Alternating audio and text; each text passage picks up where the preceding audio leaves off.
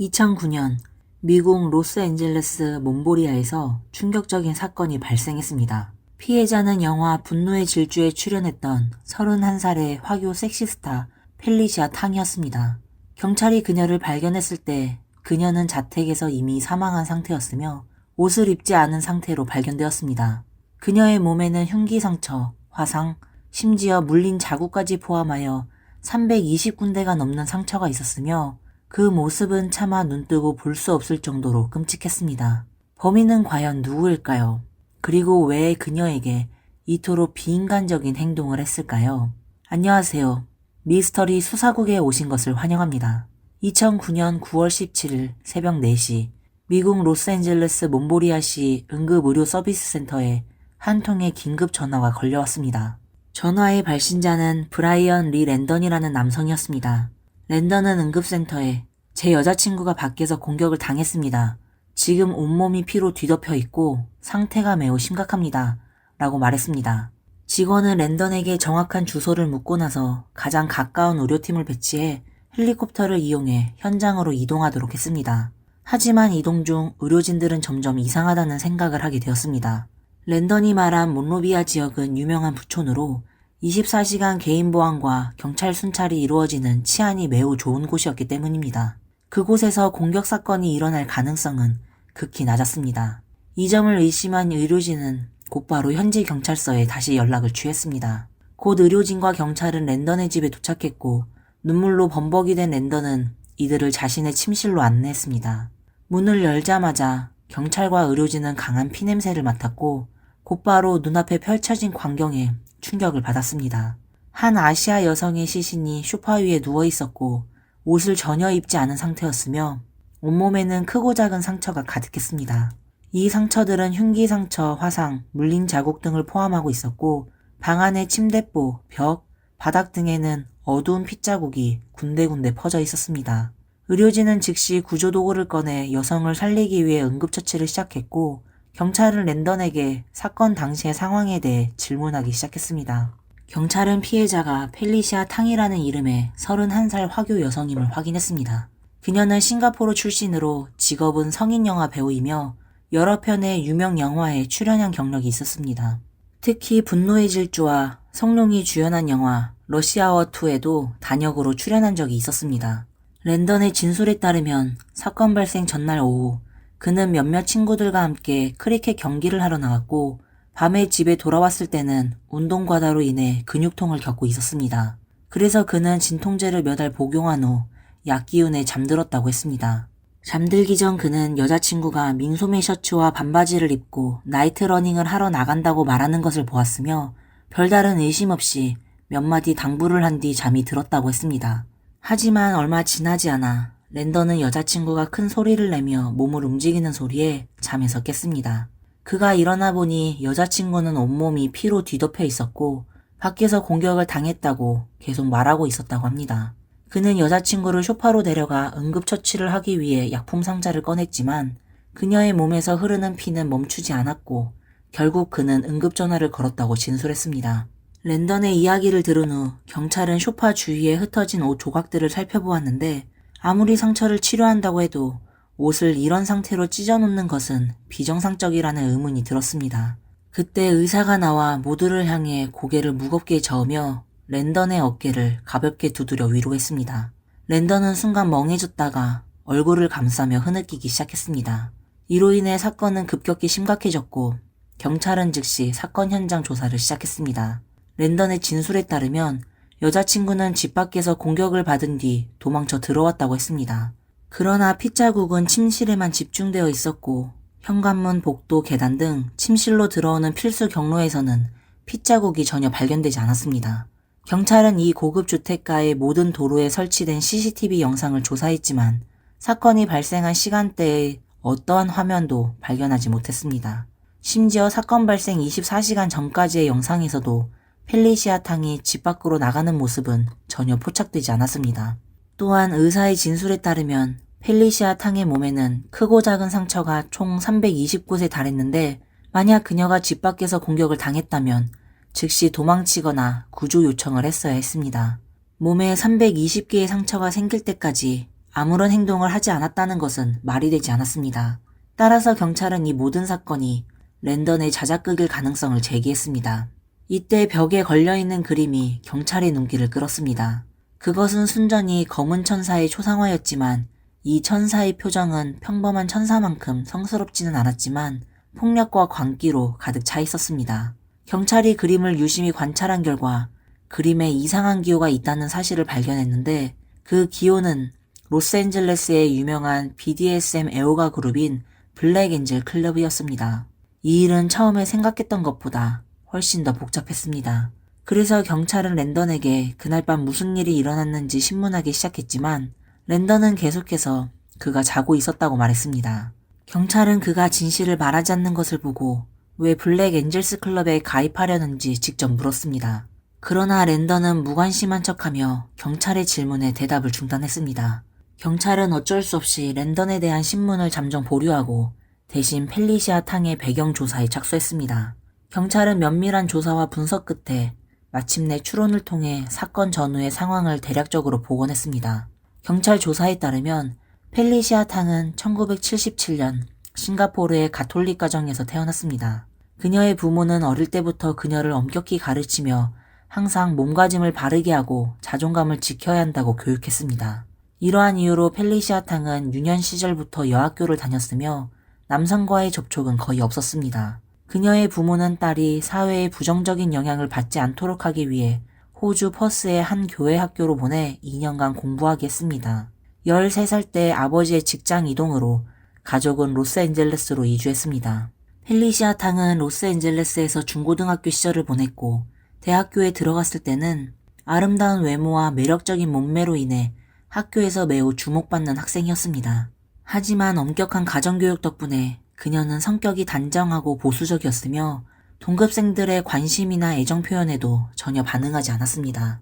어느 날 펠리시아 탕이 기숙사로 돌아가던 길에 한 흑인 남학생이 그녀를 불러세웠습니다.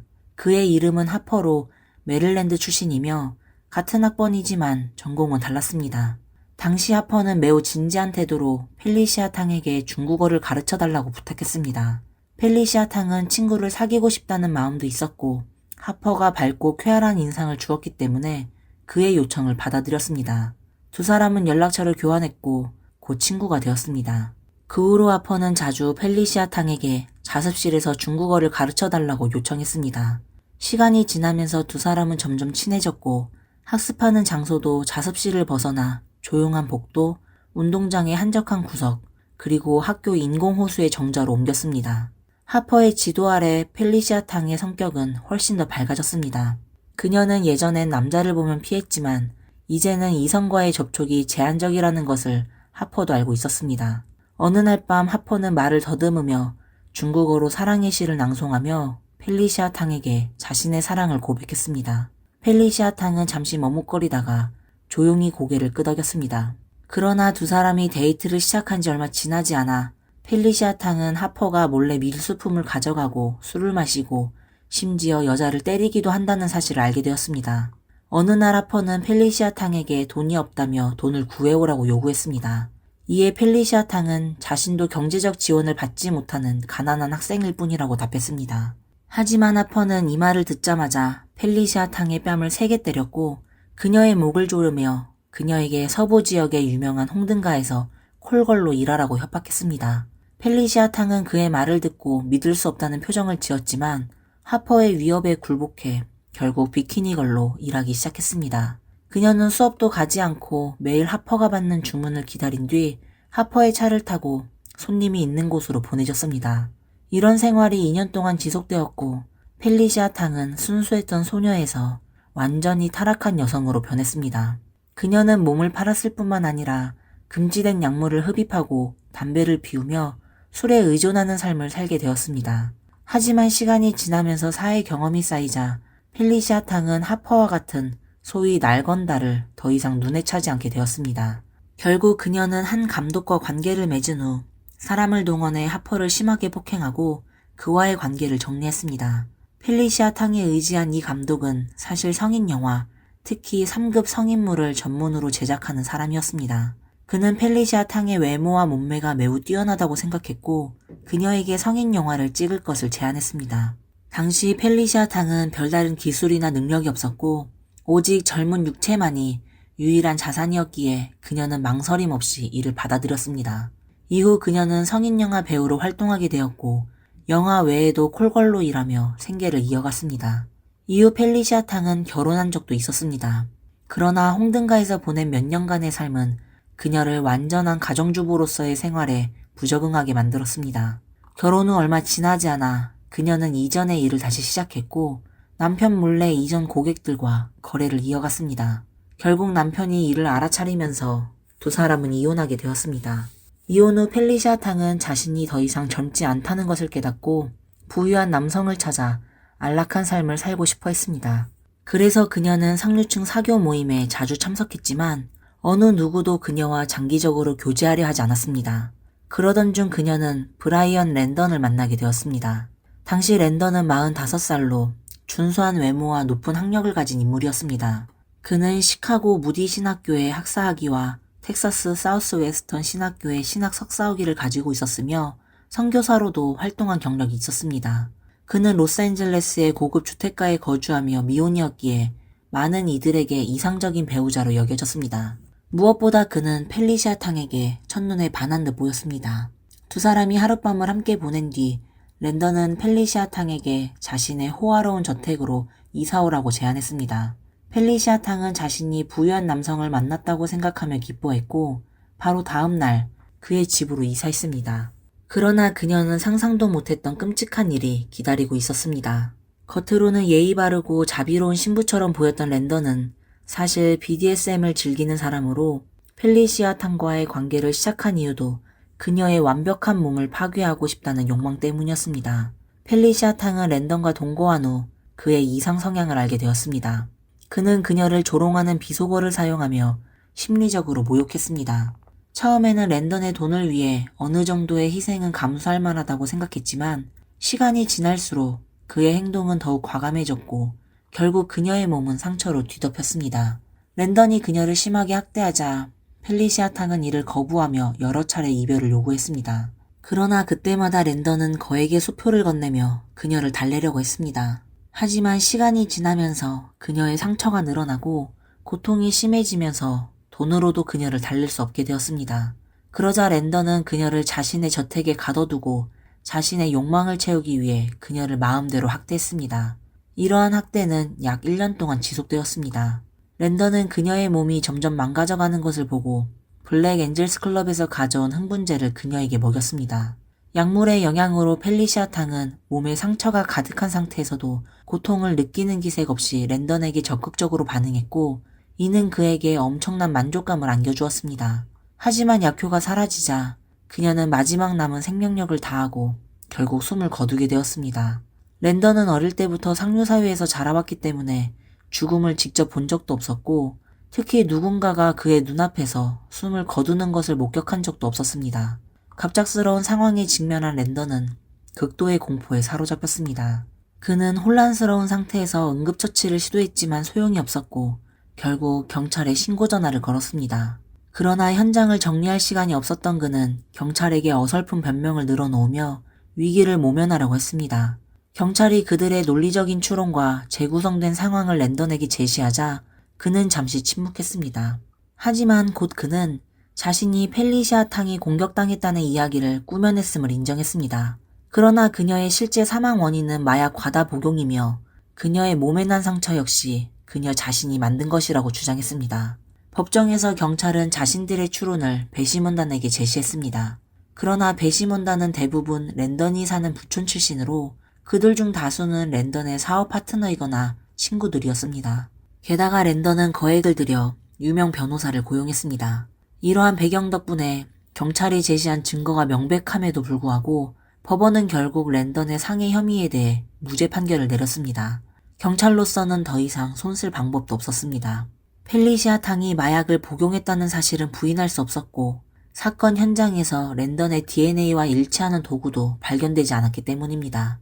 이번 사건에서 펠리시아 탕을 학대한 진범은 분명히 랜던으로 보이지만 그는 끝까지 자신의 죄를 인정하지 않았고 모든 책임을 피해자에게 떠넘겼습니다.